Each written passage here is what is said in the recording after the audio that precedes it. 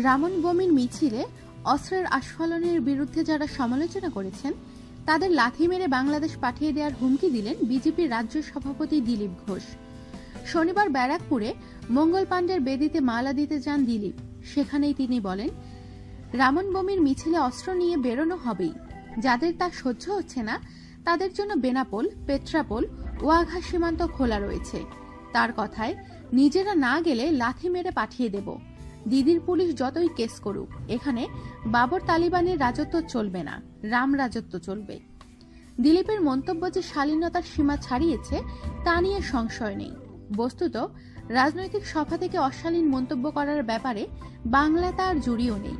BJP নেতারাই বলেন, কুকথা আওড়ে বিতর্কে থাকতে চান দিলীপ। সেটাই প্রচারে থাকার সহজ উপায়। তবে এই দিনের বিতর্ক সেখানেই থেমে থাকেনি।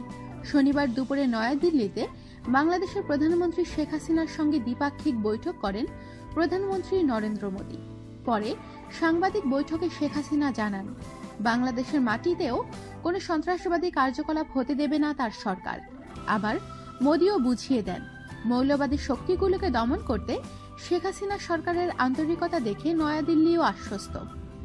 পর্যবেক্ষকদের মতে, বেনাপোল পেট্রাপোল সীমান্ত খোলা রয়েছে বলে দিলীপ প্রকারান্তরে প্রধানমন্ত্রীর মতকেই চ্যালেঞ্জ করেছেন।